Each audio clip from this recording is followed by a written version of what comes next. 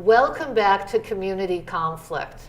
I am happy once again to have one of our alumni here to talk to me about her active work and contribution with community conflict. Pina, thank you for joining me today. Taking the time. Now, Pina is a very interesting but not unusual alumni. We have an international community as well as a local community, and it makes our community much richer. Even though she has worked with Watts, and most of you know Watts because of the riots, because of the history, she has done gang intervention work with NCRP education, with young people at risk living in a housing project. And I'm telling you this because if some of you share this interest, I'm going to ask her if it's okay for me to introduce you to interested students to talk more. Good. Yes, absolutely. Because fortunately, we have had more than one alumni talk about this as their passion. I am instead going to ask her to talk about her international interest. Now, Pina joined me, as have several students in the past, in contributing a chapter to my latest edited book, Cross-Cultural Collaboration and Leadership. And I hope she is an inspiration to all of you, but I would like her to talk. Pina, I think I've got this right. German and Italian parents, so speaking these languages, but grew up in Sweden. So she is as multicultural an alumni as we have. And you just saw recently the tragedy of Paris, France. Unfortunately, these tensions are boiling throughout Europe. And I thought today it would be particularly interesting for you to hear Pina's perception, knowledge of Sweden, what's happening there. One of the most progressive nation states in the world today. So if you could, is there anything else you'd like to introduce about yourself before we talk about Sweden? Anything you want to say about NCRP? What has been most meaningful to you? I do. Okay, very good. Thank you for the introduction. I think what's important with NCRP is that it applies to every aspect of life and every aspect of whatever profession you're in or where you want to be. My background was actually business, and after that I said I want to take my master's, but I don't want to do it in business. And then I heard about Dominguez Hill's NCRB program, and it was a really, really good fit for me. It was a true fit. It really hit a lot of the things and different, what can I say, different themes that would apply to me personally and professionally. And Isn't that the beauty? Yeah. That it makes a difference both personally and professionally. Yeah. Building peace at home, in the workplace. Now, I hope you don't mind my saying, but Pina was trained as an accountant. And you know, accounting, math, those subjects, people will often say, well, they've got it made, right? That's it for them.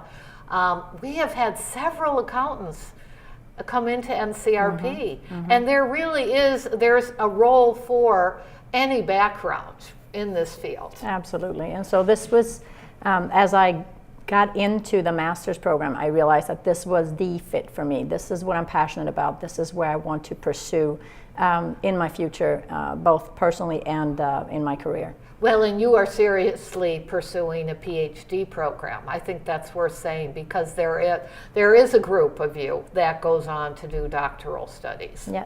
Yes, correct. And NCRP will, especially the way it was designed here, I feel it's a really good fit for looking into PhD studies. I would like to teach as a professor on a university level when I'm done with my PhD. So that's my pursuit right now. Well, that's an honorable career path, I would say.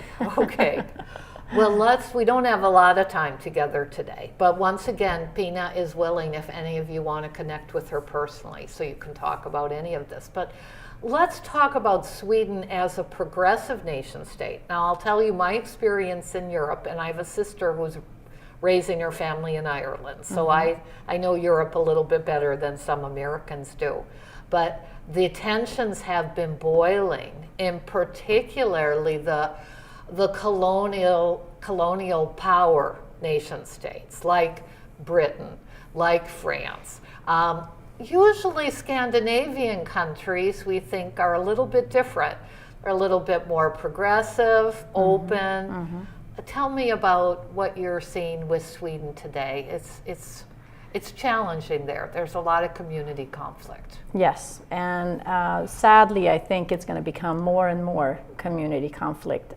There's already been one incident that was in the south of Sweden, close to a city called Gothenburg. It was close to Halloween, and this man comes in dressed with a mask, and he's actually wielding a sword, and he is physically violent and kills some people at this school. Are you comfortable telling us, is this born and raised Swedish man? Is it an immigrant man? Does anyone know? Swedish media is very discreet with how they portray or... Yes, I'm happy to hear that. They yes. would like to stay away from stereotypes. Categorizing, exactly. Yes. But it is important to know, was this someone who experienced themselves as a majority member in Sweden, Yes. or more of an outsider who was raging about being excluded? I think this was obviously somebody, I think, with mental problems to begin with, but this was, from what I understand, a Swedish born and bred young male in a school that is majority non-white, non-Swedish. Oh, interesting. So, like the Norway tragedy we saw with that horrendous hate crime. Right, Yes. not the same level, but this is just a tip of the iceberg. I speak with my mother every day. She lives in Sweden. Okay. And she's a senior citizen, and there's a lot of fear for people that live there and have lived there for so many years. Sweden prides themselves to be a humanitarian nation, so they welcome all the refugees.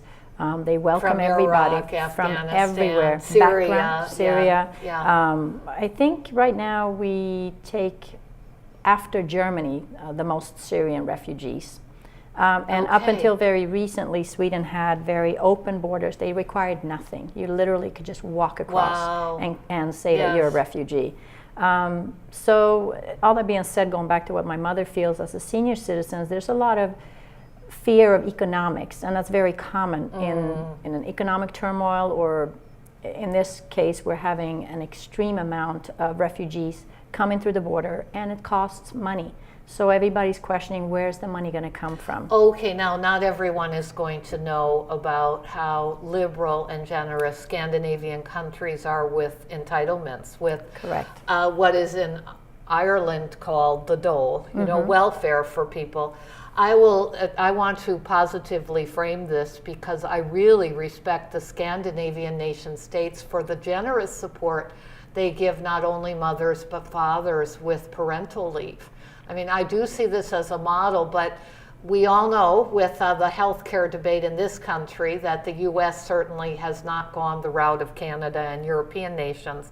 So it's a different conversation than ours, though we are experiencing some of the same fears, paranoia with economic crisis and immigrants. Yes, okay.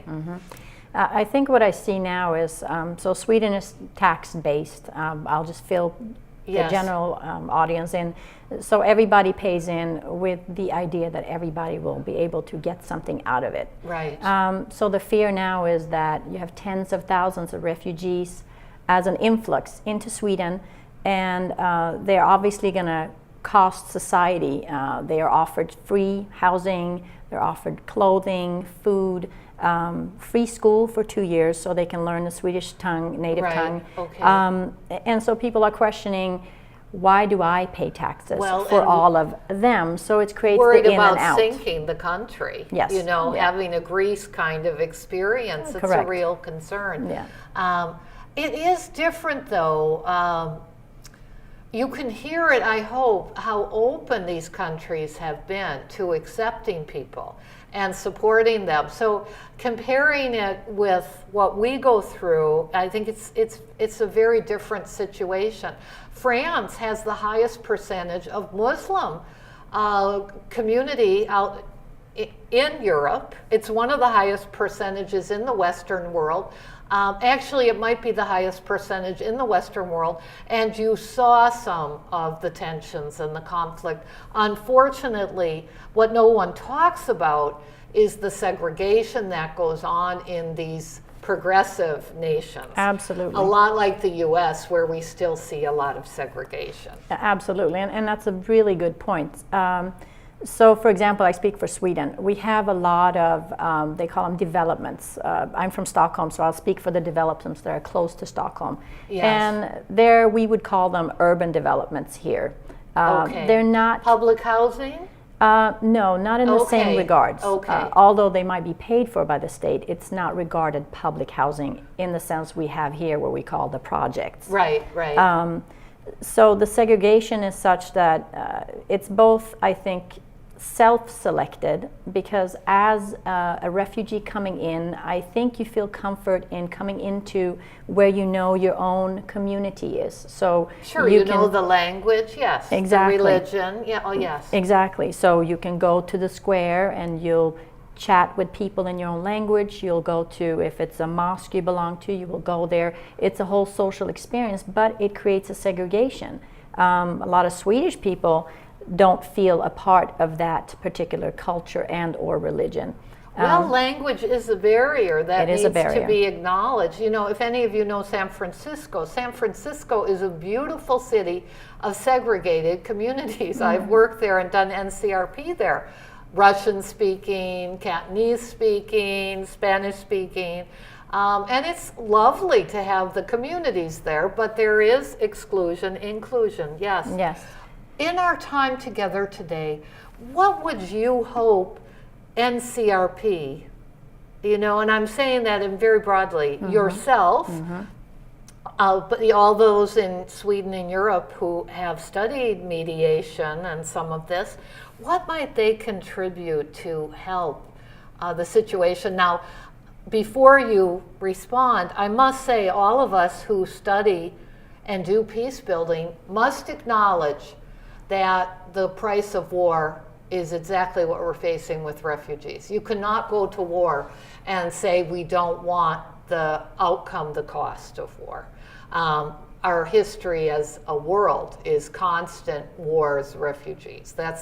But we also have to acknowledge, now that we're a global economy and much more connected to each other, that unless we can develop the rest of the world to provide viable economic alternatives for people in other countries, they are going to continue to flock to the most prosperous and generous nation states. Yeah. They care about their families as much as we care about our families and future. Correct. So what would you hope our field might be able to do, even some small steps? Well, I think, and I know that that we wrote about as well. Yes, you did. Yeah, we wrote about effective international cross-cultural collaboration and how we can bridge the gap between ethnicities, between cultures, religions, Yes. and some of the active techniques. Active learner type of styles are really hands-on. I know, Right, the group work, the experiential, the case study that you do in NCRP. Yes. Exactly, and I already know that in Sweden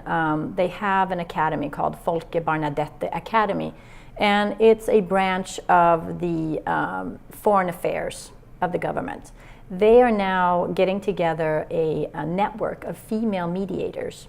And they're Wow. not quite clear on what their role is going to be, but they do feel that that's crucial. In Sweden in particular, that's known for the very liberal women's right, and they pioneered in women's Right, and very powerful, strong women, Norwegian women too. And so one of the challenges is now to one, overcome the cultural gaps, both for ethnicity, diversity, cultures, to bridge that gap, and at the same time bring in the woman as a mediator, as a point of authority. Yes, no, you know, the role of women in peace is fascinating to me. We don't have a course on it, but For example, the Syrian dictator, if you read his personal story, his father was quite abusive and demeaning to him. And he has a mother and sister who have been inciting and encouraging the worst of his cruelty and ruthlessness.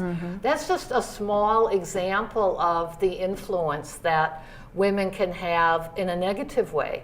But the image of a force of mediators, and I must say of women mediators, I love it. Nothing against the men out there, but if we could start to introduce forces like we have police forces who mediate, that's brilliant. And I think they really focus on, so the refugees that's been coming into Sweden right now there's varying statistics, but anywhere between 75 and 85% young males coming in. So it creates sort of an imbalance.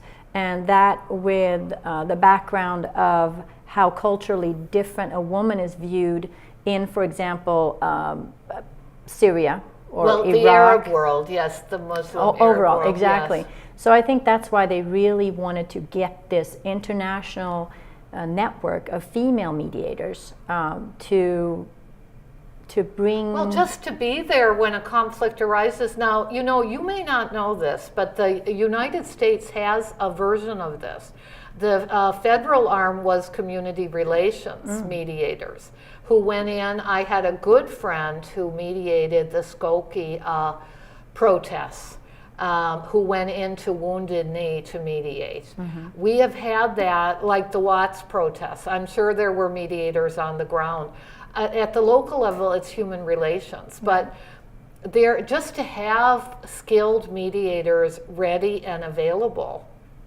Are you planning to be one of these mediators? Oh, that's great. Yeah, I am. I'm currently in contact with one of the coordinators at the Folke Bernadette Academy. And so we're supposed to call. A model for the world? We're supposed to chat about it via telephone, because there's only so much you can say via email, so that I get a better understanding of what that role means and what the expectations are, so forth and so on. So that's something that NCRP is actually doing right now. Well, at the community level, because I have been focused more on the diplomat level when I do international, but I love this. And I want to say one other thing. How many languages do you speak? 3.5. Yes. Yeah, German is very not fluent. Good. 3.5. Okay. Well, those of you with lingual skills and gifts, I hear once you learn 3, you have an easier learning curve with the 4th. That's what I've been told over my life. But there is a critical role for you in NCRP with these conflicts too. I have relied on translation for years. Actually, Cantonese speaking people, I had my Cantonese speaking translation. I'm doing it right now with Arabic and teaching in the Middle East. You have to be as trusted as the mediator, not only by the communities, but by the mediator, because your framing and reframing of what's heard makes all the difference. And we're not going to all be able to learn multiple languages quickly. So Association for Conflict Resolution actually has a group of people who do interpreting and translation both. Those of you with multilingual skills should be becoming a part of these organizations and learning not only how you might mediate, but how you might be part of the mediation team.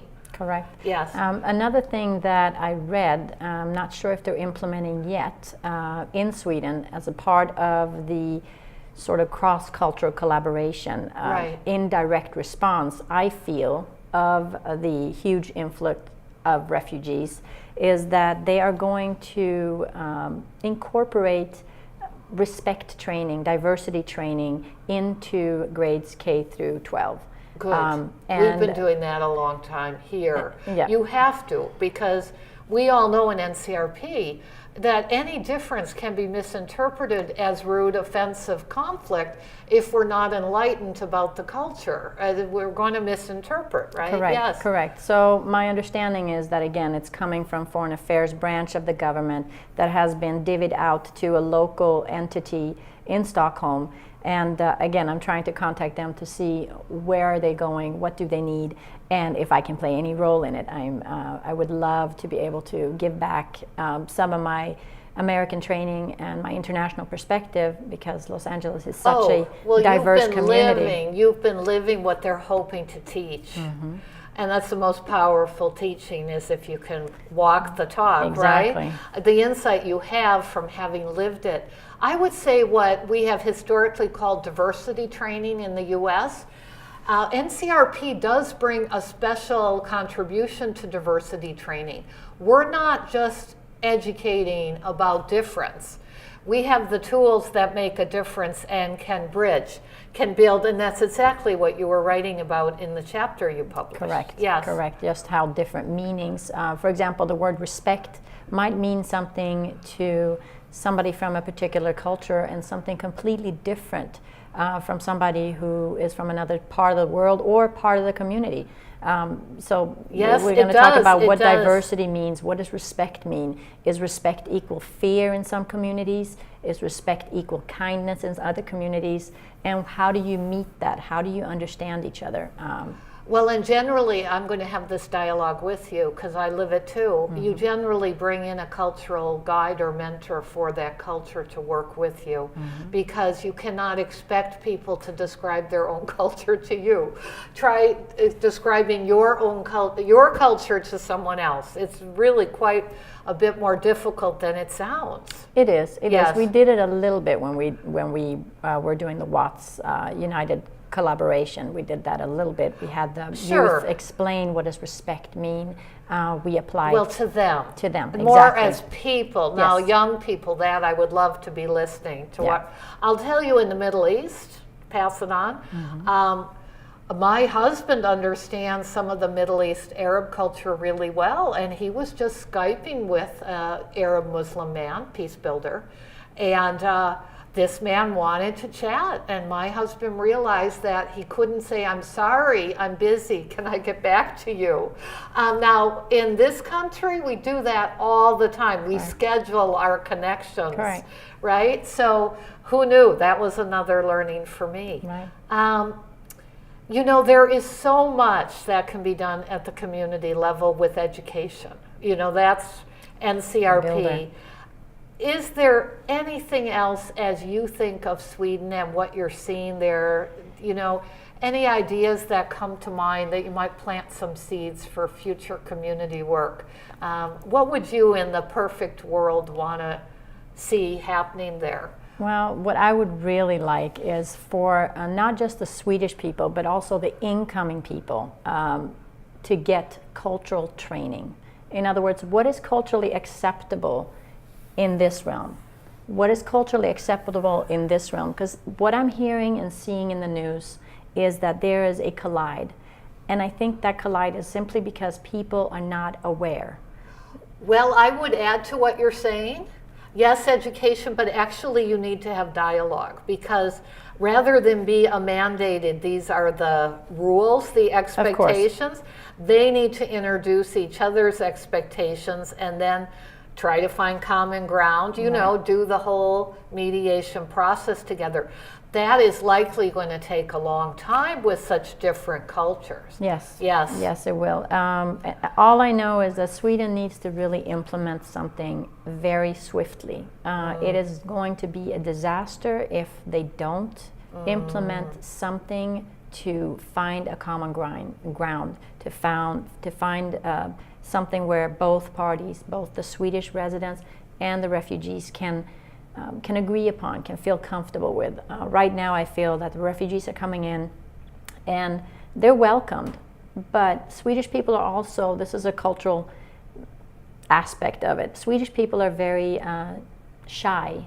They are not going to be open. Reserved, yes. They're not going to show their dislike openly. Now, they might meet and talk about it over here, but they're not going to openly show that. Yes. So there's going to be a lot of underling Oh, vicious feelings. gossip and misunderstanding, yes. And that can be terrifying, for example, in schools. So that's why I think they should implement very quickly this diversity program that they call it. But that's not scheduled to be implemented until 2017. And I don't think we can wait that long for that Well, to you know, happen. Norway, you might want to look into this program. Now, I think it's in your reading somewhere. It's been a while since I actually learned of it, and it's probably an older program. But they had a nationwide bully boundary program in the schools. There were some strong expectations of, you don't do this. You know, you do try to do this, even as they were, you know, addressing in what I saw when I was last in Norway is tensions with the Pakistani community that's there, not understanding each other. But at least they had what they were calling bully boundaries. It wasn't okay to intimidate, to harass, to taunt. And it's Yeah. not, but there are different, and now of course the media is sort of hyping whatever that media outlet wants to hype. So in Germany there was this welcome committee for Syrian refugees. Right. Yes. And they were men and women, and according to this report, the women were haggled. They were taunted. The welcomers. Yes, the welcomers, and so much so that this welcoming committee, the organization, had to issue sort of a formal apology to its volunteers, but at the same time stating that this should not happen and we will not tolerate it. But it sent a really crude message, I think, to the liberal society that really wants to embrace this. But there's, I think, this really harsh cultural divide, especially between men and women, and what the role is in each culture. Well, now that is something when I teach theories, you probably remember we touch on it very briefly, but not just talking about women and peace building, but gender relations is really important to all of NCRP, and protecting women against violence, which unfortunately the sexual tends to come from men. That's a universal world issue. We don't have time to tackle some of this with community conflict, but I do hope at some point NCRP actually develops, we've been talking about this for years, a course that addresses gender. Yes. Because gender identity, do men have to be violent and disrespectful to women to be a member of the club? Men, you know, these are some of the rude, crude realities we face. And as women are becoming more empowered and more equal with men, actually Scandinavian countries are seeing an immersion of conflict between men and women in marriage and out, because we're not prepared for this equal. I'm living this in my marriage, equal, you know, give and take problem solving. But what you have given us a picture of is so important to understanding international communities. And I really thank you for taking the time today. No problem. I hope some of you will be in touch with Pina. I enjoyed it. Thank you.